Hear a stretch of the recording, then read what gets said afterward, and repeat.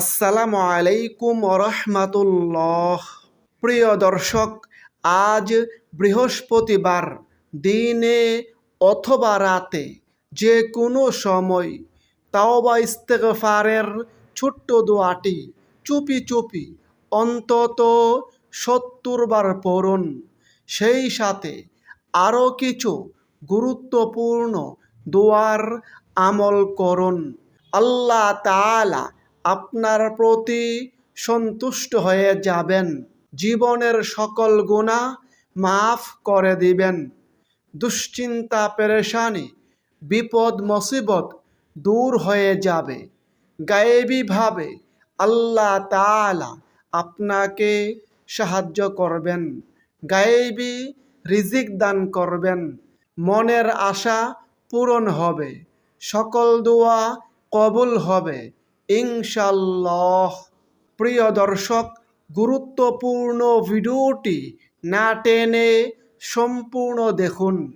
আমলগুলো সপ্তাহের যে কোনো দিন যে কোনো সময় করতে পারেন, তবে বিশেষ দিনে কিংবা বিশেষ সময়ে আমল করলে সেই আমলটি আল্লাহ তাআলার কাছে বেশি পরিমাণে কবুল হয়ে থাকে।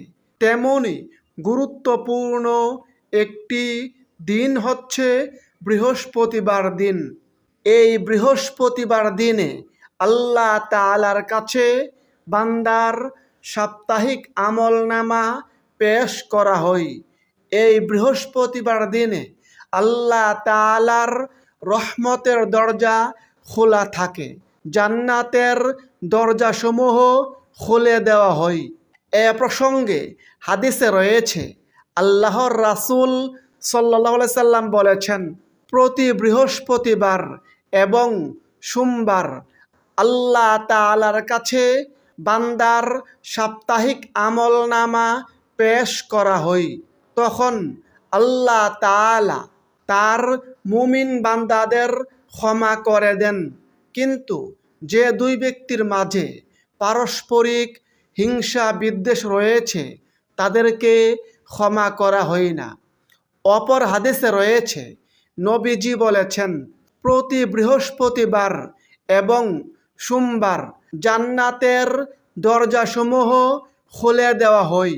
এরপর এমন সব বান্দাকে ক্ষমা করে দেওয়া হয় যারা আল্লাহর সঙ্গে অংশীদার স্থাপন করে না। আজ বৃহস্পতিবার দিনে অথবা রাতে যে কোনো সময় ছোট্ট একটি ইস্তেগফারের দোয়া অন্তত ৭০ বার পড়ুন। দোয়াটি হচ্ছে, আস্তাগফিরুল্লাহ আল্লাযী লা ইলাহা ইল্লা হুয়াল হাইয়ুল কাইয়্যুম ওয়া আতুবু ইলাইহি। অর্থ, আমি আল্লাহর কাছে ইস্তেগফার করি, ক্ষমা চাই, তিনি ছাড়া প্রকৃতপক্ষে কোনো মাবুদ নেই, তিনি চিরঞ্জীব, চিরস্থায়ী এবং তার কাছে তাওবা করি। এই দুয়ার ফজিলত প্রসঙ্গে হাদিসে রয়েছে, নবীজি বলেছেন, যে ব্যক্তি এই দুয়ার মাধ্যমে আল্লাহ তাআলার কাছে ইস্তেগফার করবে, ক্ষমা চাইবে, আল্লাহ তাআলা তাকে ক্ষমা করে দিবেন, যদিও সে ব্যক্তি যুদ্ধক্ষেত্র থেকে পলায়নকারী হই। সুবহানাল্লাহ। আমরা এই জীবনে চলতে ফিরতে, উঠতে বসতে, কাজে কর্মের ফাঁকে ফাঁকে কতই না গুনাহ করে থাকি। গুনাহ করতে করতে পাহাড় সম পরিমাণ করে ফেলি।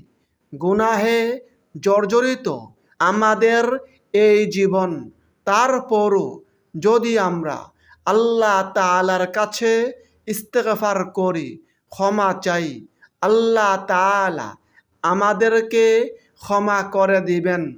এ প্রসঙ্গে আল্লাহ তাআলা নিজেই পবিত্র কোরআনে ওয়াদা করে বলেছেন, হে আমার বান্দারা, তোমরা যারা নিজেদের প্রতি সীমাহীন জুলুম করেছ, অন্যায় করেছ, তোমরা আল্লাহর রহমত থেকে নিরাশ হইও না, নিশ্চয়ই আল্লাহ তোমাদের সব গুনাহ ক্ষমা করবেন, তিনি ক্ষমাশীল পরম দয়ালু।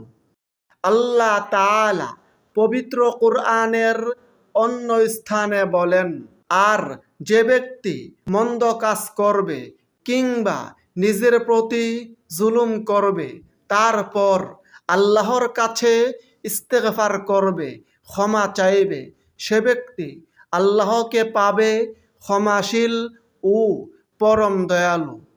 নবীজি বলেছেন, যে ব্যক্তি ইস্তেগফারকে নিজের জন্য আবশ্যক করে নেবে, অর্থাৎ নিয়মিত বেশি বেশি পরিমাণে ইস্তেগফারের আমল করবে, আল্লাহ তাআলা তার সকল দুশ্চিন্তা পেরেশানি বিপদ মুসিবত দূর করে দিবেন।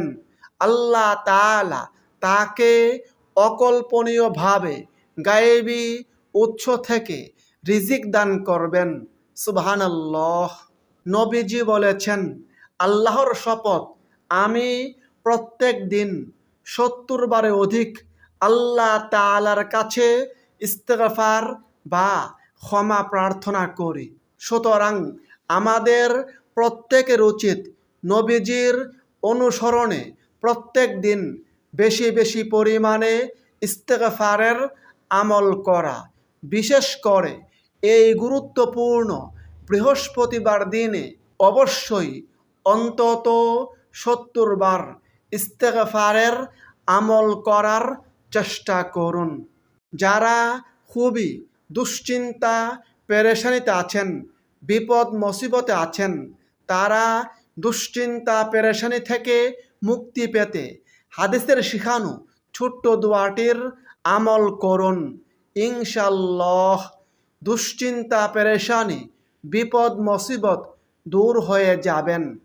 এ প্রসঙ্গে হাদিসে রয়েছে, হযরত আবু দারদা রাদিয়াল্লাহু আনহু থেকে বর্ণিত আছে, তিনি বলেন, যে ব্যক্তি দুশ্চিন্তা পেরেশানির সময় এই দোয়াটি সকাল সন্ধ্যায় 7 বার পড়বে, আল্লাহ তাআলা তার দুনিয়া ও আখিরাতের সকল প্রকারের দুশ্চিন্তা পেরেশানি থেকে তাকে হেফাজত করবেন।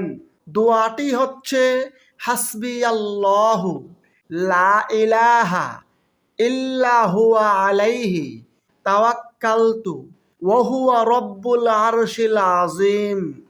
প্রিয় দর্শক, যারা খুবই ঋণগ্রস্ত, ঋণে জর্জরিত, ঋণ থেকে মুক্তি পেতে ছোট্ট দোয়াটির আমল করুন। ইনশাআল্লাহ আল্লাহ তাআলা আপনাকে গায়েবীভাবে সাহায্য করবেন, গায়েবী রিজিক দান করবেন। আল্লাহ তাআলা আপনার ঋণ মুক্তির ব্যবস্থা করে দিবেন।